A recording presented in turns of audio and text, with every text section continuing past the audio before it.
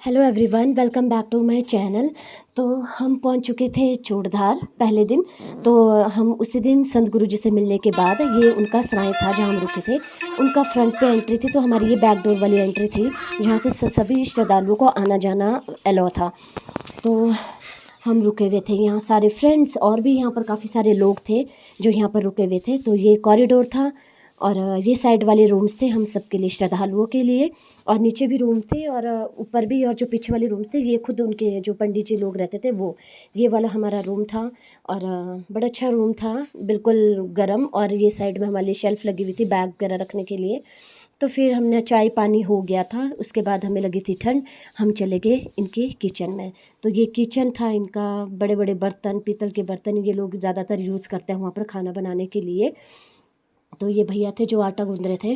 तो दाल दाल ये इसी पे चूल्हे पे बनाते हैं और चावल वगैरह इन्होंने गैस पे बनाए थे हमारे सामने जो हमने देखा। तो अंदर ही ये बाहर हमारे लिए था हाथ धोने के लिए, और हम सब यहीं पर जूठे बर्तन धोते थे और अलग अलग चैम्बर में रखते थे। और हमारे लिए यहाँ पर श्रद्धालुओं के लिए यहाँ पर ये वाले नियम भी लगे थे जो हमने फॉलो करने थे आश्रम के। तो उसके बाद ये हमारा कॉरिडोर, फिर हम आ गए। हम रेस्ट करने के बाद फिर हमने कहा कि हम बनाते हैं आज की रोटियां। तो उन्होंने कहा कि ये टास्क है आप लोगों के लिए 300 रोटी का। पर 300 रोटी तो नहीं बनी, जितना आटा था उतनी पूरी रोटियां बनाई। फिर हंसी मजाक में हमने रोटियां बनाई, भैया साइड में बर्तन धो रहे थे।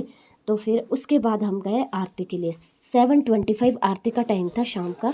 तो यहाँ पर जो बावड़ी का पानी होता है उससे हाथ पैर धो के और अपने सर पे जो ये लोटा डाल के फिर हम यहाँ से चले गए आरती के लिए। आरती हो चुकी थी, लेकिन मैंने थोड़ा सा उसके बाद वाला दिखाया था क्योंकि अंदर कैमरा अलाउ नहीं था। तो आरती होने के बाद ही वो पंडित जी थे जिन्होंने हमने मंदिर के बारे में बताया, वहाँ का ओरिएंटेशन करवाया आश्रम का। ये सतगुरु जी के साथ रहते हैं ये वाले पंडित जी। तो फिर उसके बाद खाना तो बन गया था, हमने रोटियां बनाई थी, तो हम खाना खाने का इंतज़ार कर रहे थे। यहाँ पर शिफ्ट वाइज लोग खाना खाने के लिए बैठते थे। तो हमने दाल चावल और रोटी और साथ में टेस्टी सा घी भी हमें दिया। खाना बहुत टेस्टी था क्योंकि इतनी चढ़ाई के बाद खाना भी बहुत टेस्टी लगा। तो रात को मैं आपको दिखा नहीं पाई।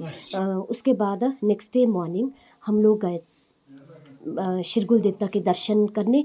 तो शिरगुल देवता के दर्शन करने के बाद हमने जाना था ऊपर महादेव के मंदिर। तो शिरगुल देवता के मंदिर गए तो यहाँ हमने देखा कुछ लोग मुंडन करवा रहे हैं, कुछ लोग नहा रहे हैं, कुछ लोग बावड़ी का पानी जो पूरा लोटा ये हमारे सर पे डालते हैं वो। फिर उसके बाद हम अंदर गए थे दर्शन करने के लिए। तो ये इन्होंने पानी का लोटा जो बावड़ी का डालते हैं वो सर पे डालते हैं।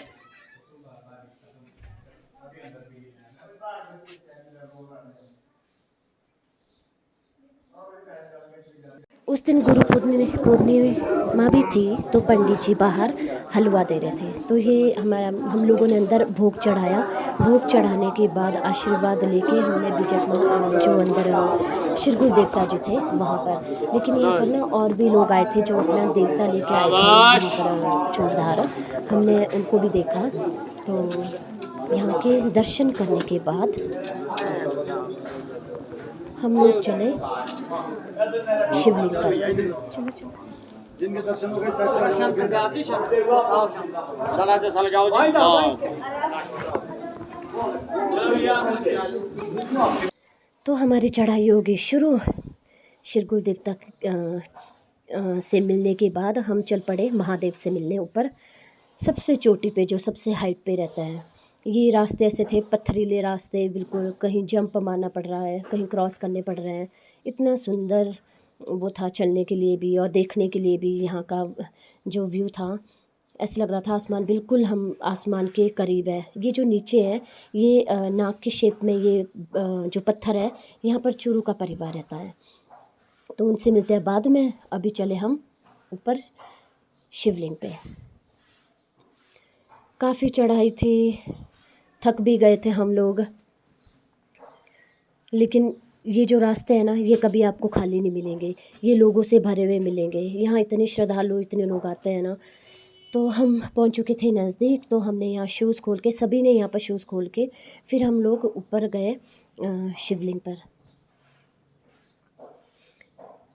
ये बिल्कुल एकदम खड़ी सीढ़ी है ये पत्थर वाली।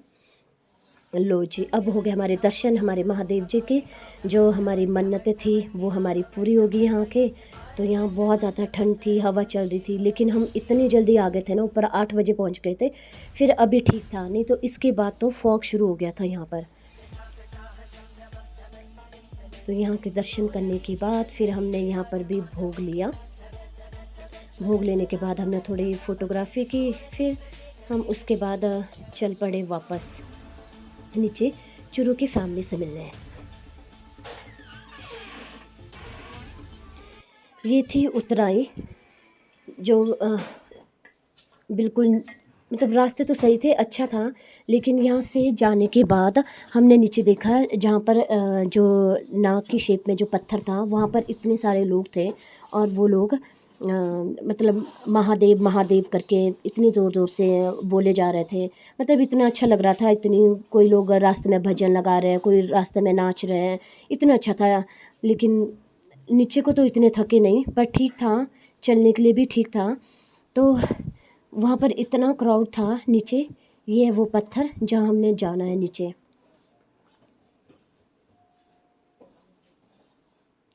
मौसम ठीक था, बस फॉग आनी शुरू हो रही थी उस वक्त, पर थैंक गॉड हम टाइम से चले गए थे सुबह उठ के। मैं बड़ी एक्साइटेड थी यहाँ के लिए कि मैं जाऊँगी चुरू का परिवार मिल को देखने। मैं कभी नहीं गई, जब भी चूड़धार गई थी, पर यहाँ पर देखा ना, बड़ी मुश्किल से लोग उतर रहे थे।